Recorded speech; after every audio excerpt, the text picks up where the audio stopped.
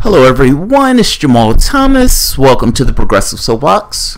This video is immediately after the other video. I know this one is relatively quick. Sorry, I'm just checking my audio. Guys, if you enjoy what I'm putting down, please feel free to share, like, subscribe, and you can always support the Patreon or Super Chat. This one is not going to be long, and I promise this one is not going to be long because there's not much content here. Kshama Sawant is on my Twitter list, and she has been one of the most effective people from a political standpoint at getting things accomplished. One of the big things that she got accomplished was an Amazon tax. They call it the Amazon tax, but it's a tax on Amazon. Amazon went so far as to threaten, literally threaten, to withhold building if the tax went through. They kept their nerve. The tax went through. Amazon, Starbucks, this tax was going towards housing in Seattle, Washington. Amazon, Starbucks was against it. To her credit, they did amazing work, and not just her, the people who were backing her from the standpoint of political action. This dovetail between politics and a concerned public, dovetailing and coming together in order to get something accomplished to benefit the community itself. I said on the day that I covered the story that there is rarely a situation where legislation is passed that benefits the working class or benefits the people of that community, and the snarled hand, the bony hand of the plutocrat that has all the money in the world, has all the riches at their disposal, and at the end of the day just want yours. Meaning that snarled hand was still coming back to take what they were able to win. And that's essentially what's taking place. They get a notification saying that that bill is going to be repassed, meaning the work that they were able to put into getting that passed in order to get that tax on Amazon and some of the businesses in that area. Businesses that do magnificently well. Amazon, Jeff Bezos, $130 billion. He made like $9 billion just over the last 2 weeks. He will be okay. Is it possible that these guys can live with $10 billion a year as opposed to $20 billion? Or let's say $10 million in their pockets as opposed to $20 million. Whatever. Ultimately, they passed the bill in order to support the homeless population, in order to support housing in that region of her state.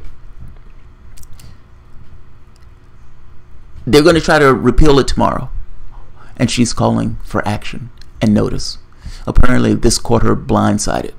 She didn't necessarily realize that you could say the doom bringer, or let's say the money in people's pockets, was going to have that much of an effect that soon.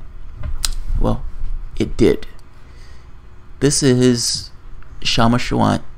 I asked her to come on to the show to see if she would talk about it. I don't know if she doesn't know I exist, so my tweet will just probably blend in with other tweets. But she is more than welcome to come on to the show to discuss this and get the word out. Urgent action alert on Amazon tax to build affordable housing. Seattle Council will repeal the tax on big biz at noon tomorrow. This is a capitulation of bullying by Amazon and other big businesses. This backroom betrayal was planned over the weekend without notifying movement, including my office. Think about that. They finally do something that is in the best interests of the people in that particular part of the country, that's in the best interests of the residents of that area. And behind the scenes, without even alerting her, they're going to get rid of it.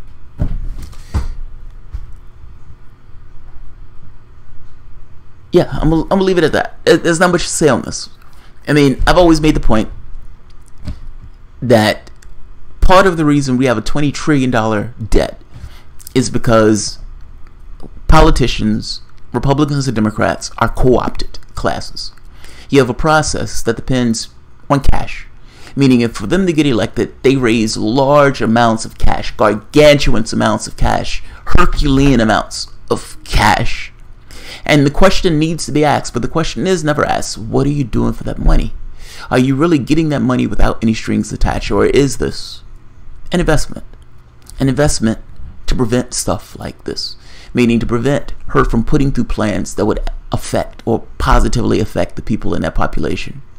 One of the repercussions of that is lowering taxes on business, lowering taxes on plutocrats, not implementing taxes to the degree that your society needs in order to fulfill the needs of that society. In her case, part of the need was we need housing.